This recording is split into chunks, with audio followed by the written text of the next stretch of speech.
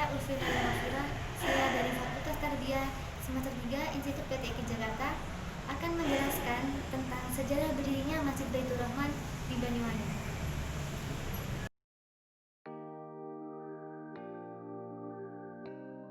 Masjid Agung Baitur Rahman yang berlokasi di Jalan Jenderal Sudirman memang bangunan paling mencolok di jantung kota Banyuwangi. Bangunan dua lantai ini tampak megah, kubah-kubahnya menawan. Secara keseluruhan, masjid ini memiliki 11 kubah, 5 kubah besar dan 6 kubah kecil.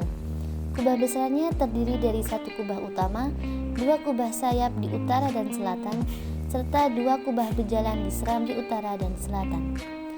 Masjid Agung Baitur Rahman adalah salah satu masjid tua di Indonesia. Ia dibangun seiring perkembangan agama Islam di Belambangan. Nama lama untuk medio akhir abad ke-18, situasi di Belambangan belum berangsur normal setelah gejolak Perang Puputan Bayu.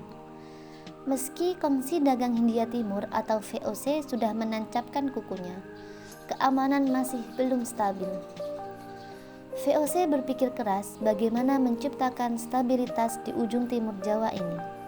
Atas saran dari Residen Belambangan, Hendrik Skophoff, Mas Alit diangkat sebagai Bupati Belambangan dengan menyandang gelar Tumenggung Wiraguna I. Mas Alit memindahkan ibu kota dari Ulu Pampang ke Banyuwangi dan mulai membangun kota atas biaya dari VOC. Tata kota dibuat Mas Alit sendiri. Bangunan penting seperti pendopo, pasar, penjara atau kantor polisi, dan masjid dibangun sesuai konsep arsitektur Jawa.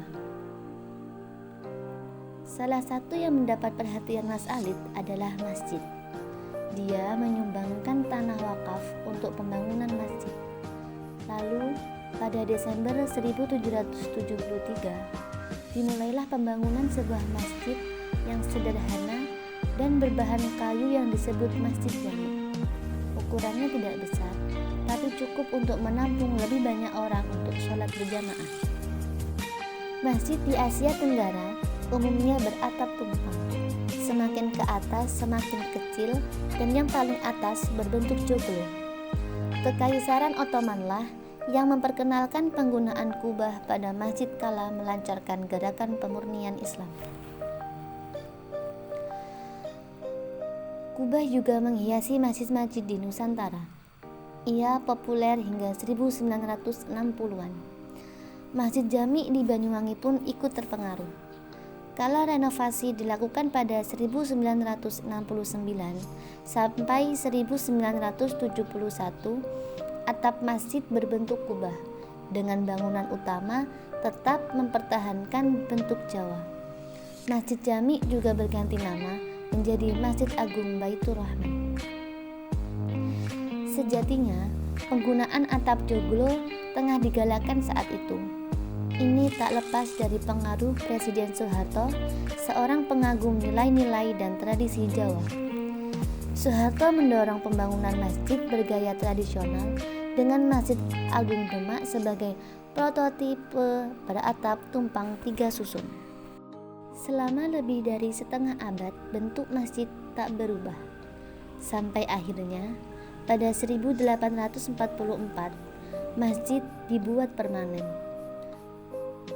Menurut Dea Denta Tajwidi dan Iwayan Pardi dalam artikel Dinamika Perkembangan Sejarah Masjid Agung Baitur Rahman di Kota Banyuwangi tahun 1773 sampai 2007 di jurnal Santet April 2018, bentuk bangunan masjid lebih menonjolkan bentuk arsitektur Jawa seperti joglo. Mimbar masjid bernuansa asli Banyuwangi dengan ukiran gajah oling, ragam hias atau motif yang diyakini paling tua di Banyuwangi. Deretan jendela tertutup di bawah kubah sayap selatan, tengah, dan utara juga dihiasi motif gajah oling. Begitu pula kaca grafir pada kerawangan besi holo yang mengitari semua ruangan masjid. Kini, Masjid Agung Baitur Rahman lebih megah dan indah. Ia menjadi pusat kegiatan keagamaan di Kota Banyuwangi. nuansa sejarah tetap terasa dengan keberadaan makam para Bupati Banyuwangi. Pasca reformasi, Masjid Baitur Rahman kembali berbenah. Pada 2005, masjid dipugar. Atap masih dikembalikan lagi ke bentuk kubah, lalu bagian bangunan diperkaya dengan ornamen yang menunjukkan ciri khas masyarakat Osing. Itulah sedikit sejarah tentang berdirinya Masjid Agung Baitur Rahman yang ada di Kota Banyuwangi. Terima kasih atas perhatiannya dan sampai jumpa. Wassalamualaikum warahmatullahi wabarakatuh.